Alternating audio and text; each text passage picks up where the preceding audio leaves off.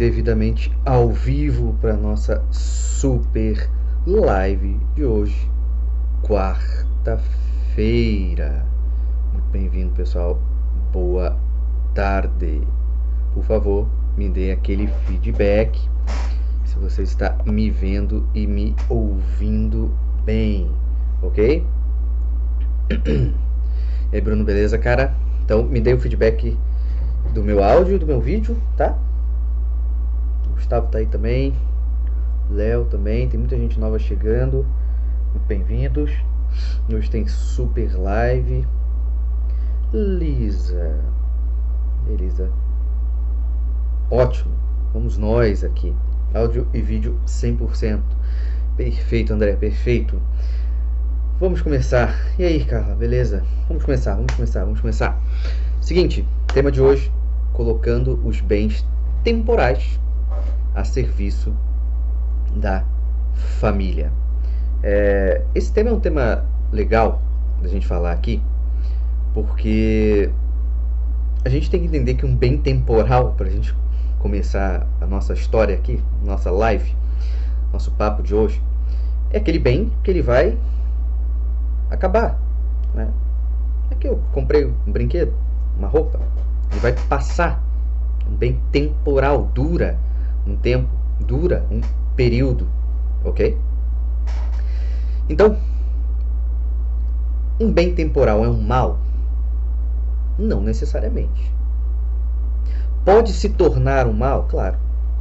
Se não souber utilizá-los de uma forma saudável, pode virar um mal, pode fazer mal para as pessoas, certo? Então, vamos começando aqui pelos erros clichês, tá? Então vamos lá. Um erro clichê, eu falo de erro clichê porque acontece na sua grande maioria, né? Muitas famílias acabam fazendo e é um clichê, né? Então vamos lá. É as pessoas que acham que um bem temporal é sinônimo de boa educação, certo? Então, aquele pai ou aquela mãe que acha que está educando bem os filhos, dando tudo, né? Meu filho tem 9 anos, eu vou comprar um iPhone 57 para ele. E esse pai ou essa mãe que faz isso pensa, crê, uma crença equivocada, mas é uma crença de que isso seria sinônimo de boa educação. Só que essa ação equivocada é filha de um pensamento equivocado, que também é um pensamento clichê e também errado, que é aquela ideia de eu vou dar aos meus filhos aquilo que eu não tive. E aí eu vou, se eu tive uma infância de repente pobre, que eu tive que brincar na rua, porque eu não tinha, sei lá, os brinquedos que eu queria dentro da minha casa, etc. Então, não, meu filho vai ter um castelo dentro da casa dele, né? Dentro do quarto dele, desculpa. Então, olha como é que nasce esse movimento equivocado dos bens temporais. Quando eu pego esse bem temporal e coloco como uma finalidade e coloco um valor muito superior a ele. E aí, se eu educo os meus filhos nessa dimensão... Opa, voltou. Então, se há uma educação dos filhos nessa dimensão de bens temporais, o que vai acontecer é justamente crianças que vão ficar tristes, profundamente tristes, porque não tem o celular da época. Só que é uma criança de 8 anos. Uma criança de 9 anos, etc. Certo? Então é claro que essa movimentação vai desordenando as relações dentro da família. Outro erro clichê e gravíssimo é quando os pais compram os filhos. Sabe qual é o ponto aí? Quando os pais compram os filhos escravizam os pais. Porque quando um pai ou uma mãe dá tudo que aquela criança pede, e a gente está falando de bens temporais, ok? Que é o tema da nossa live de hoje. Aquela criança, ela percebe o seguinte: eu consigo tudo que eu quero. É só eu encher o saco do meu pai ou da minha mãe. Então, aqueles pais que estavam achando que eu vou fazer isso aqui, eu vou comprar isso aqui, porque aí meu filho vai fazer tudo. No final das contas, os pais estão acorrentando a si mesmos e ficando escravizados ao gosto daquela criança, que vai se tornar um adolescente, que vai se tornar um adolescente provavelmente muito mais rebelde, porque vai exigir muito mais, vai querer coisas mais impossíveis. E aí, aqueles pais, se tiverem uma condição pior do que em alguns anos atrás, vai novamente, né, ser escravizado, e agora na mão daquele adolescente.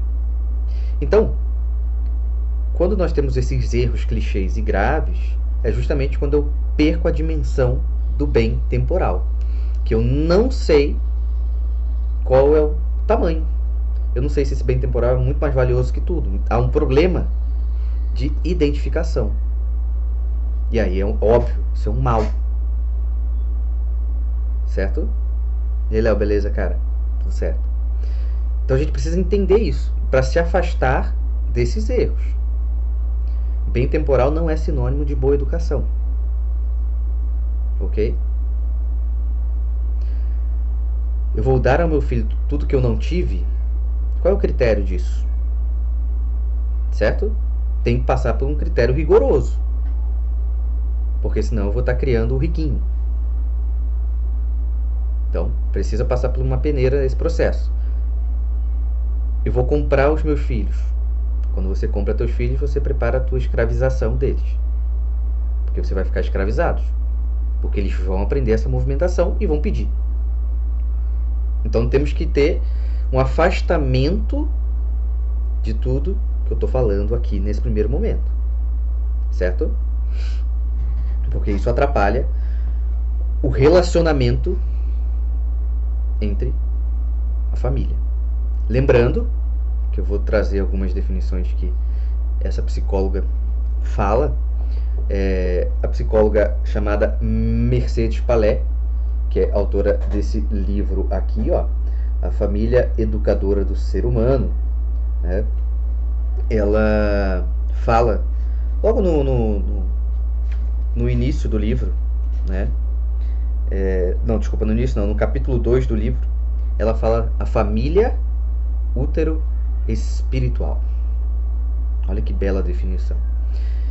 Então, para ela ser um útero espiritual, ela tem que gerar vida. Ela não vai gerar um material, um bem temporal, desculpa. Vai gerar vida. A vida tem muito mais valor. E depois que nasce, já que a gente está pensando nessa geração de vida sendo a ideia dos filhos, depois que nasce, ela continua gerando vida. Como assim? Ela vai ser o lugar que vai gerar vida ordenada, onde vai nascer essa boa educação. E a boa educação passa por ordenar os bens temporais. E quem ordena os bens temporais não são os filhos. Quem deve ordenar os bens temporais são os pais. A hierarquia está lá. Ok? A hierarquia precisa ser respeitada. Um tempo atrás eu estava num local e eu ouvi uma mãe falando assim: não, na minha casa a gente faz votação para ver o que a gente decide. Só que ela tinha 4 filhos, né? Um tinha 2, outro tinha 4, outro tinha 7, um tinha 13. Que democracia é essa, tá louco? É um erro. Que peso tem um voto de uma criança de 2 anos?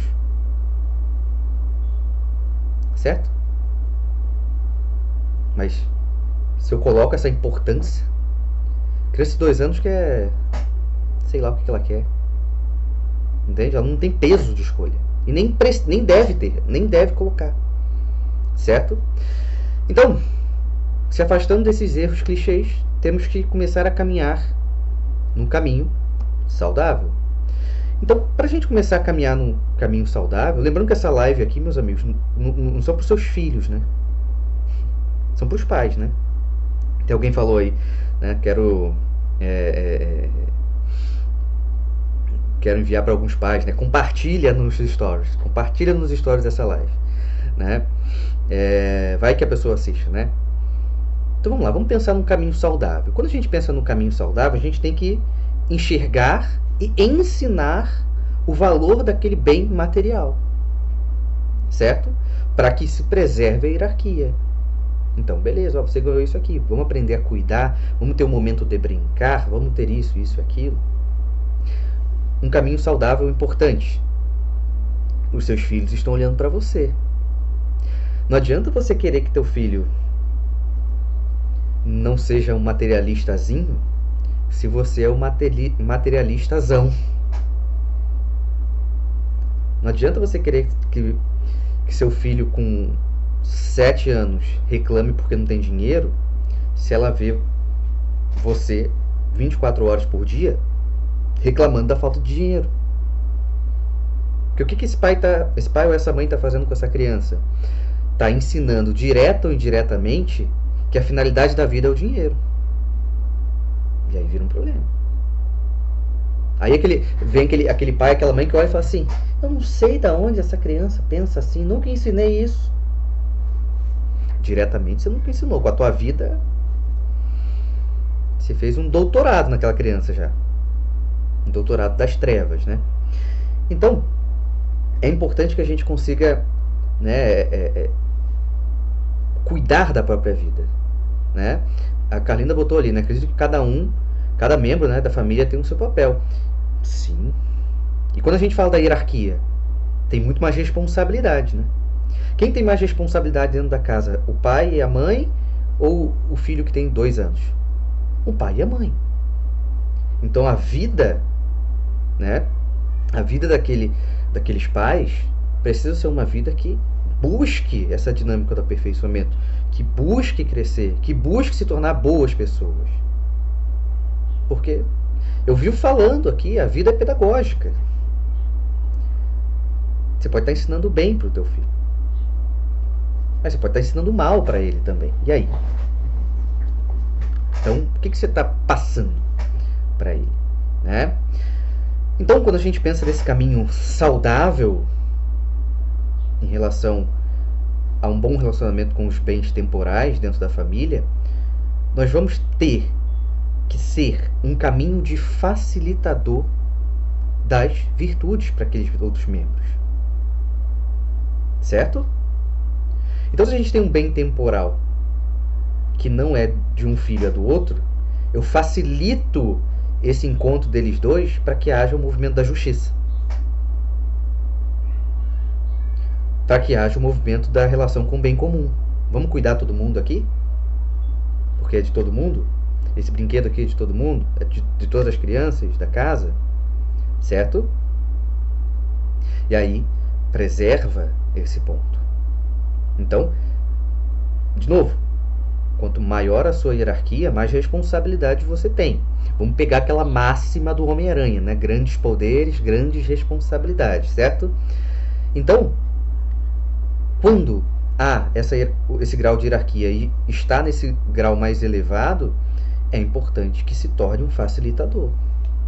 E digo, beleza, cara? Que se torne esse facilitador para os outros.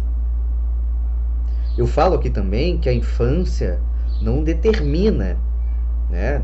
Porque lá na infância aconteceu isso comigo, por isso que eu sou assim. A infância não determina, a infância não necessariamente tira a nossa liberdade depois que a gente é adulto. Mas isso não quer dizer que você tem que dar uma infância de bosta pro teu filho, né? E infância de bosta pro teu filho não pode se confundir com a ideia de você ser firme com as coisas que precisam ser firmes. Né? Uma vez, eu não lembro qual país era, eu vi uma propaganda que colocaram no outdoor, né? Não faça mal ao seu filho, não mime eles. Isso é uma infância de bosta que você vai dar pro teu filho se você fizer isso. Porque você vai torná-los adolescentes fracos, adultos mais fracos ainda. que vão precisar de auxílio para crescer. Quando eu falo auxílio, às vezes procurando uma terapia porque a situação está muito ruim. Certo? Então a gente não pode tratar esse momento da vida, né, que é importante, não pode tratar como qualquer coisa. Não, adulto ele se vira. Se a gente tem uma hierarquia aqui, se a gente tem uma responsabilidade com eles, temos que fazer a nossa parte. Certo? Temos que fazer a nossa parte. É um processo educacional. E aí, muitos pais confundem a ideia educacional com matemática. Entende? Português. Entende? Então, esse é um ponto importante. A educação, ela é moral, meus amigos. Não pode desassociar jamais educação e virtude. Sabe por que nós estamos péssimos em educação hoje em dia? A resposta está aí. Separa educação de virtude. Quando separa educação de virtude, não se busca o aperfeiçoamento. Busca-se uma ideologia qualquer que vai sendo implementada nas cabeças infantis. E aí?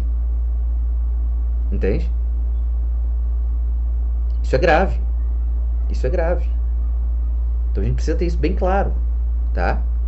Então, pegando de novo, vou mostrar o livro aqui de novo para quem quiser procurar aí no Google da vida, né? A Família Educadora do Ser Humano, Mercedes Palé, ok? Que é psicóloga e também tem doutorado em filosofia. Ela fala dessa dinâmica da família como útero espiritual. Então, o que acontece com uma criança no útero, né? Ela vai se desenvolvendo, né? Ela vai sendo alimentada, ela vai crescendo, né? Etc, etc, etc. Quando a gente pensa na família como útero espiritual, o que precisa ser preservado dentro dessa família? A inteligência. Meus filhos não são cachorros. Eu tenho que educá-los para que eles, o quanto antes, claro, tem as fases da infância que eu não quero entrar no mérito aqui, né? Idade da razão, essas coisas, né? Não quero entrar nesse mérito aqui porque vai alongar bastante, mas, claro, respeitando essas etapas, eu tenho que fazer com que meus filhos usem a inteligência. Que alguém falou assim, né, que família não é pai de pet. O problema é quando eu pego o meu filho e transformo ele num pet. Porque eu começo a inverter. Entende? Precisa estar claro. Então, eu, como membro de uma família e tendo uma posição hierárquica clara, eu preciso estar bem informado para que eu consiga formar os outros. Lembra que eu falei agora há pouco? Teu filho te olha, cara. Tua filha está te olhando. Qual mensagem você está passando necessariamente? Certo? Então, se você tem apego aos bens temporais de uma forma desordenada, de uma forma ruim, você tem que tratar isso agora. Entende? Você tem que tratar isso o mais rápido possível. Porque é essa mensagem que você está passando para eles. Certo? Então ela fala, Mercedes Palé fala nesse livro, que a educação é uma exigência da natureza. Meus amigos, educação, uma exigência da natureza. Educação essa que nunca pode se afastar das virtudes. Para ela nunca se afastar das virtudes, eu tenho que fazer um movimento claro para que meus filhos comecem a entender o que é o bem e o que é o mal. E dentro dessa movimentação eu facilito os atos de virtudes dentro do ambiente da minha família. Certo? É esse chamado que nós temos. Claro que cada família tem suas circunstâncias, suas problemáticas, certas situações são mais fáceis, outras são mais difíceis, etc, etc, etc. Certo? Então, isso precisa estar bem claro para nós. Ó, a Maísa colocou ali, né? É Maísa? Não sei se é Maísa seu nome. Não, é mais Adrenalina, né, que tá escrito aí. Fala seu nome que eu não lembro. Né? Acredito que os filhos ou seguem os padrões dos pais ou têm aversão. Por isso o equilíbrio é tão necessário. Sim, isso acontece. Só que isso acontece em questões, muitas das vezes, que são mais extremas das situações. Também. Entende? Então, por exemplo,